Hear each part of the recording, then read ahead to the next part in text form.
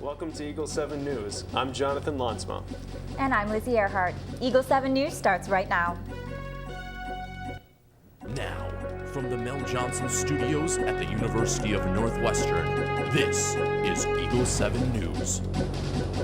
The campus green won't be green much longer, but before the snow flies, a group of students on campus may have found an activity that's a hole-in-one. We're pretty high-level golfers, so don't worry about us. We'll never hit you. High level or not, there's a group of students on campus that are charting their own course when it comes to golf.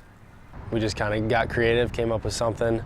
Golf with a tennis ball, we call it Guinness. You pretty much just have to have a set of clubs and a ball and just get together with a group of friends and go out and play.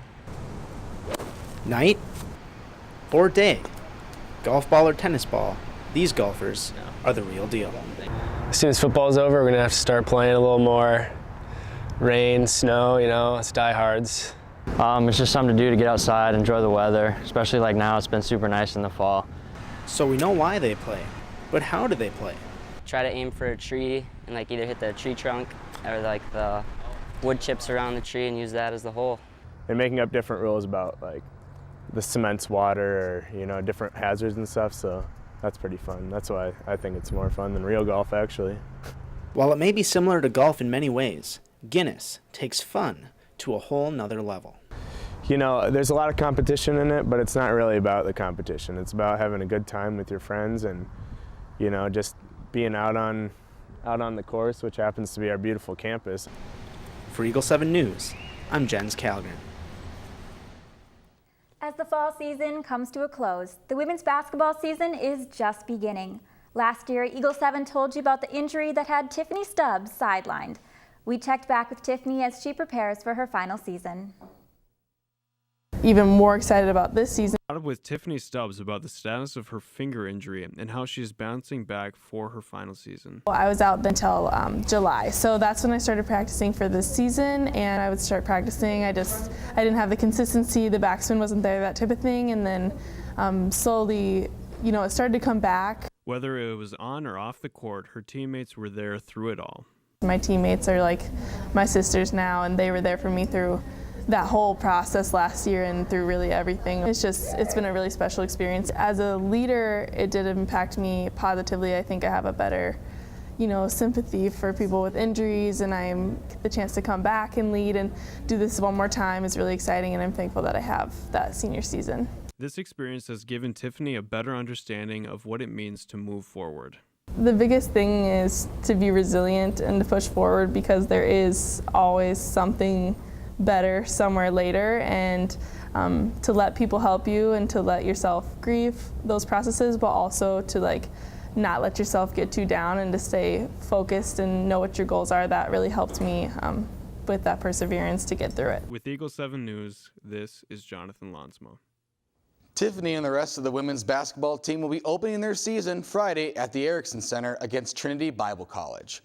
The UNW men's basketball team's season got off to a rocky start on Tuesday. The Eagles lost a competitive contest to the Hamlin Pipers, 88-78. The men will hope to rebound against Trinity Bible College on Friday and against Central College on Saturday. UNW Eagles football will be making their first NCAA playoff appearance ever on Saturday. They will travel just 8 miles away to the University of St. Thomas to play the Tommies in the first round of the NCAA playoffs. Kickoff is at noon. Congratulations to the UNW Eagles volleyball team on winning their Elite Eight game and advancing to the Final Four for the first time in program history. The Eagles won in 5 sets over Eastern University and will play Calvin College tomorrow at 3.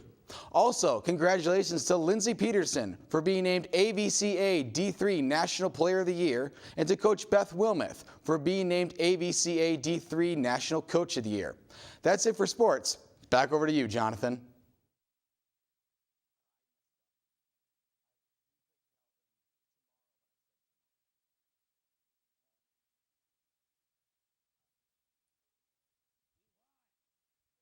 Thanks, Mark. Next week, even the athletes will be taking a few days off as most of the campus heads home for Thanksgiving. Eagle 7's Ashley Chiappetta sat down with history professor Dr. Den Hartog to discuss the origins of the holiday and how it relates and connects to Christians. We caught up with Dr. Den Hartog, who gave us a historical perspective on the connection between Thanksgiving and religion. There's a long history of celebrating Thanksgiving in America.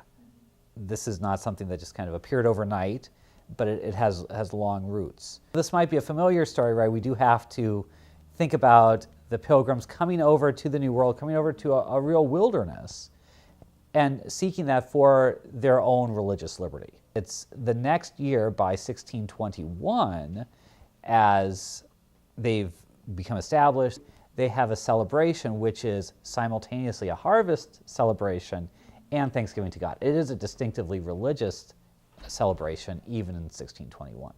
We also asked him if Thanksgiving is considered a Christian holiday. I think Christians have used it for a long time to give thanks to God. And I think what's important is they're giving thanks for Christ, for the light of the gospel, and for their political freedom. For Eagle 7 News, I'm Ashley Chiappetta. We're coming out of a beautiful couple weeks here in November, but that could change this weekend as we get down into the temperatures a little bit. Today we're looking at a little bit of a sloshy mix of snow and rain. And then this weekend it's going to be 32 and 39 degrees, and then going into your Thanksgiving break it'll warm up a little bit, but it's still a little chilly, so make sure to grab those winter coats and make sure you enjoy the nice weather while we still have it. And back to you, Lizzie. Ashley, the Denler Art Gallery has a new show opening tonight. And with the snow coming, it's the perfect evening to check out the Senior Art Gallery. The show is titled Happy and will be open through December 16th. The Denler Art Gallery is located on the second floor of Totino.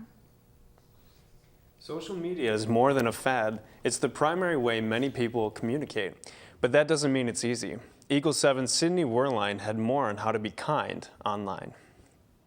Has become a huge part of our lives, and it's amazing how quickly it's happened. We talked to Dr. Doug Troughton to get his opinion on social media as a channel for news. It's not necessarily a great source for news, and people are increasingly turning to Facebook to get their news. You can actually go and see what sorts of news stories are showing up in the feed for a very liberal person, what sorts of stories are showing up in the feed for a very conservative person.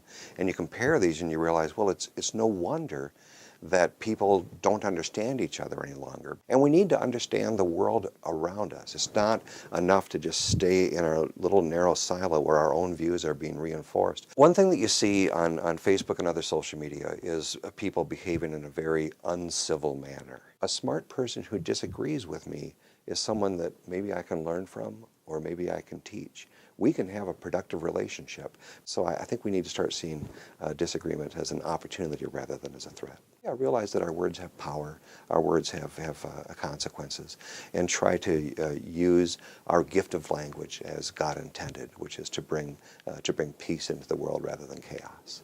So next time you're thinking about venting on Facebook, take Dr. Troughton's advice and wait a few minutes before pressing send. It might just save you from some troubles later. For Eagle 7 News, I'm Sydney Werline. As Dr. Troughton says, we should use our words to create peace and not chaos. A good reminder the next time we log in. And be sure to check out Eagle 7's social media pages for all the latest campus news. And that's all the news we have for you this week. I'm Lizzie Arehart. And I'm Jonathan Laansma. Stay fly, Eagles.